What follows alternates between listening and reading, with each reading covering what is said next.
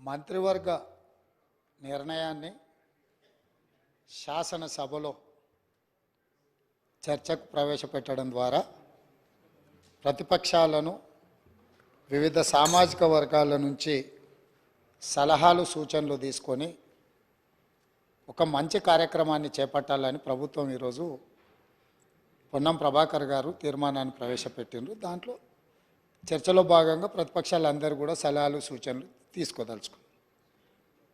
అయితే ఈ సందర్భంగా సలహాలు సూచనలు ఇచ్చేదానికంటే కూడా అనుమానాలను లేవనెత్తడం ద్వారా ఈ అంశాన్ని పక్కదోవ పట్టించి ప్రజలకు కొన్ని అనుమానాలను రేకెత్తించే విధంగా చర్చ ఆ దిశగా జరుగుతుంది అధ్యక్ష.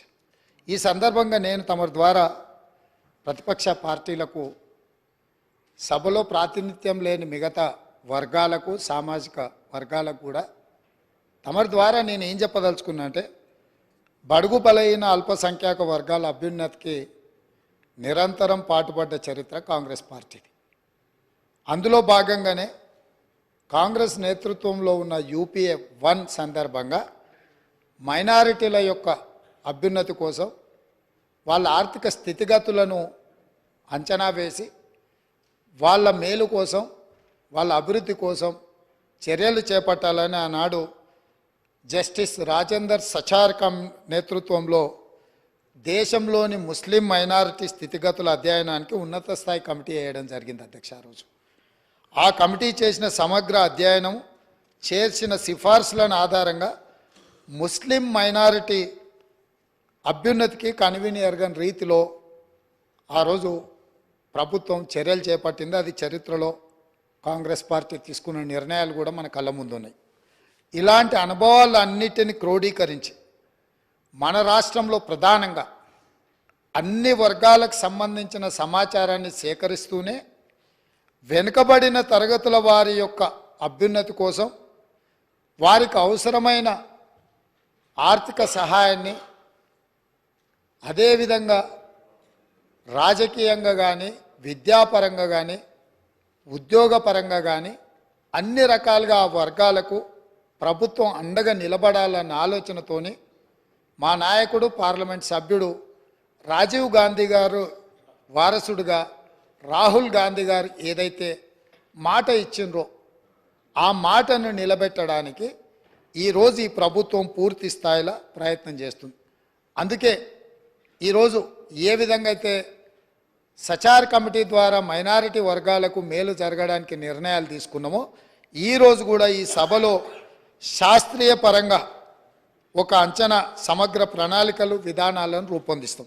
ఇందులో మరి ఎందుకు మా సభ్యులకు లేకపోతే సీనియర్ శాసనసభ్యులు మంత్రిగా వారికి సుదీర్ఘమైన అనుభవం ఉంది కడియం శ్రీహరి గారు, వారి అనుభవాన్ని ఉపయోగించి ప్రభుత్వానికి ఏమైనా సూచన చేసినా ఆ సూచనలు తీసుకొని భవిష్యత్ కార్యాచరణ నిర్ధారించుకోవడానికి ప్రభుత్వానికి ఎలాంటి భేషజాలు లేవు అధ్యక్ష.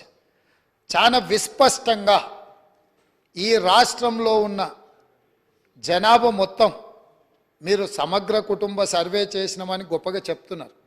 ఇంతవరకు ఎప్పుడైనా ఆనాటి ప్రభుత్వం సమగ్ర కుటుంబ సర్వే చేసి ఈ సభలో వాటి వివరాలను ఎప్పుడైనా చెప్పినరా అధ్యక్ష? సమాజంలో ఉన్న ప్రజాప్రతినిధులకు కానీ ప్రజలకు కానీ ఆ సమగ్ర కుటుంబ సర్వే ఎప్పుడన్నా అందుబాటులో పెట్టినరా అధ్యక్ష? దాదాపుగా 10 సంవత్సరాలు అవుతుంది.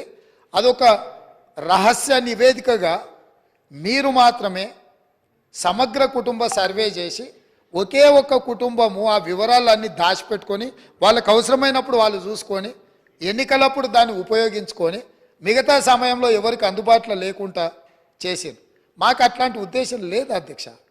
మేము ఈరోజు ప్రవేశపెట్టిన తీర్మానంలో స్పష్టంగా వెనుకబడిన తరగతుల, షెడ్యూల్డ్ కులాల, షెడ్యూల్డ్ తెగల మరియు మిగతా బలహీన వర్గాలకు చెందిన ప్రజల అభ్యున్నతిని నిమిత్తం వివిధ సామాజిక, ఆర్థిక, విద్యాపరమైన, ఉపాధి, రాజకీయ అవకాశాల ప్రణాళికలను రూపొందించి అమలు పరిచేలా తెలంగాణ మంత్రివర్గం 4/2/2024 తేదీన చేసిన సిఫార్సు మేరకు తెలంగాణ రాష్ట్రమంతటా సామాజిక, ఆర్థిక, విద్యాపరమైన, ఉపాధి, రాజకీయ కుల సర్వే, కుల గణన ఒక సమగ్ర ఇంటింటి కుటుంబ సర్వేను చేపట్టాలని ఈ సభ ఏకగ్రీవంగా తీర్మానిస్తుంది.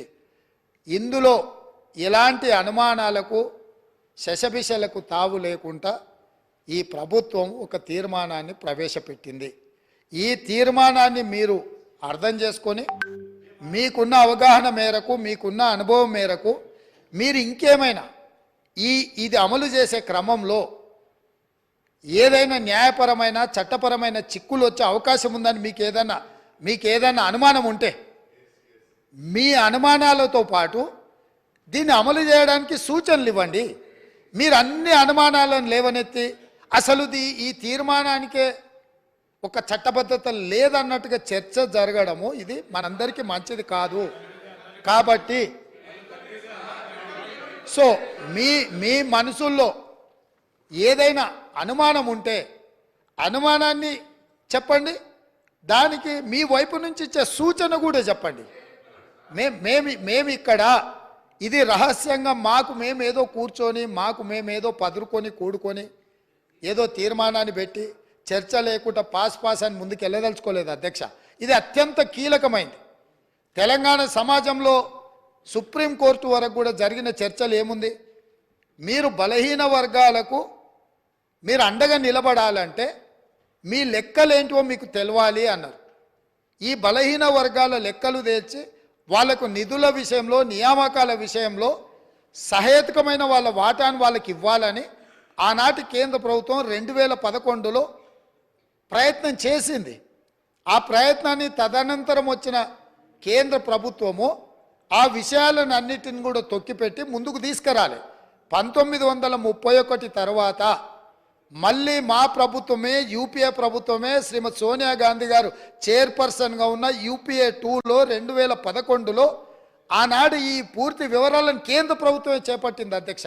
ఆ నివేదికలను బయట పెట్టకుండా తర్వాత వచ్చిన నరేంద్ర మోడీ గారి ప్రభుత్వం అడ్డుకున్నది. 10 సంవత్సరాలు ఆ ప్రభుత్వం అడ్డుకున్నది. 10 సంవత్సరాలు గత ప్రభుత్వం సమగ్ర కుటుంబ సర్వే చేసి వివరాలు బయట పెట్టకుండా ఈరోజు ఆ వివరాలను కూడా దాచిపెట్టారు. అందుకే ఈరోజు మేము స్పష్టంగా, ఎందుకంటే 1% ఉన్నోళ్లకు డెఫినెట్గా బాధ ఉంటుంది. ఎందుకంటే మేము 1% రాష్ట్రాన్ని అంతా మా చేతుల్నే గుప్పిట్లో పెట్టుకున్నాం. ఈరోజు లెక్కలన్నీ బయటకు వస్తే 50% ఉన్నోళ్ళకి ఎక్కడ మనం రాజ్యాధికారంలో భాగం ఇవ్వాల్సి వస్తుందన్న ఆలోచనతోటి కొంతమందికి బాధ ఉండొచ్చు అధ్యక్ష. నేను ఆ వివరాల జోలికి వెళ్ళదలుచుకోలేదు. ఇప్పటికైనా ప్రధాన ప్రతిపక్ష నాయకుడు వారు వచ్చి, ఒకవేళ వారు రాకపోయినా వారిని ఎవరినైతే చేయాలనుకున్నారో వారు మాట్లాడకుండా పక్క నుంచి నకలు చిట్టీలు అందించి పెద్దలు కడియం శ్రీహరి గారిని కూడా తప్పుదో పట్టించే ప్రయత్నం చేస్తారు. ఎందుకంటే పాపం వారి కడియం శ్రీహరి గారి చిత్తశుద్ధి పట్ల మాకు ఎలాంటి అనుమానం లేదు. నేను పదే చెప్పినా, ఇప్పుడు కూడా ఆన్ రికార్డులో చెప్తున్నా. కాకపోతే సావాస దోషం అంటారు కదా, కొంతమంది పక్కలో కూర్చొని వారిని కూడా తప్పుదోవలో నడిపించే ప్రయత్నం చేస్తుండ్రు. దీనికి సంబంధించి అధ్యక్ష పార్లమెంట్ మార్చాల్సిందే, సీటు కాదు బయటికి పంపాల్సిందే. సీటు మారిస్తే కూడా గాలి జోకితే మళ్ళీ ప్రమాదం ఉంటుంది. నేను స్పష్టంగా నేనే క్వశ్చన్ వేసిన అధ్యక్ష. 21/12/2021లోనే పార్లమెంట్లో నేను ప్రశ్న వేసిన, ఆ ప్రశ్నకు సంబంధించిన రిప్లై కూడా ఉంది. తారక రామారావు గారికి ఇది పంపుతా, ఎందుకంటే వారికి ఏమైనా అనుమానాలు ఏమైనా ఉన్నాయో నా ప్రశ్నకి ఇచ్చిన జవాబు డీటెయిల్గా ఇక్కడ ఉన్నది. వీటన్నిటిని పరిగణలోకి తీసుకొనే ఈరోజు మా ప్రభుత్వం ఒక మంచి ప్రయత్నం చేస్తుంది. ఎక్కడో ఒక దగ్గర దీనికి పునాది పడాలి. ఆనాడు రాజ్యాంగం రాసుకున్నప్పుడే కాంగ్రెస్ పార్టీ ఎస్సీ ఎస్టీలకు రాజ్యాంగపరమైన రక్షణ కల్పించి రిజర్వేషన్లు ఇచ్చిండ్రు. కాబట్టే ఈరోజు 19 మంది ఎస్సీలు 12 మంది ఎస్టీలు సభ్యులై చట్టసభలకు వచ్చారు. 5 మంది, 3 ఎంపీలు, 3 ఎస్సీలు, 2 ఎస్టీలు ఎంపీలై ఈ రాష్ట్రం నుంచి పార్లమెంట్లోకి వెళ్తున్నారు. ఇవన్నీ కూడా కాంగ్రెస్ పార్టీ ప్రజల యొక్క అవసరాలను అన్నిటినీ దృష్టిలో పెట్టుకొని వాళ్ళు అడగకంటే ముందే వాళ్ళ అవసరాలు తీర్చాలన్న ఆలోచన మాకుంది. రాజేందర్ సచార్ కమిటీ వేయడం ద్వారా మైనారిటీ వర్గాలకు ఏ విధంగా మేము మద్దతు ఇవ్వాలనో ఆ విధంగా మద్దతు ఇవ్వడమే కాకుండా కాంగ్రెస్ పార్టీ అధికారంలో ఉన్నప్పుడు మైనారిటీలకు 4% రిజర్వేషన్ ఇచ్చి విద్యా ఉపాధి అవకాశాలలో వాళ్ళని ఆదుకోవడానికి ఉద్యోగ అవకాశాలలో మైనారిటీలకు 4% రిజర్వేషన్లు ఇచ్చిన చరిత్ర మాది.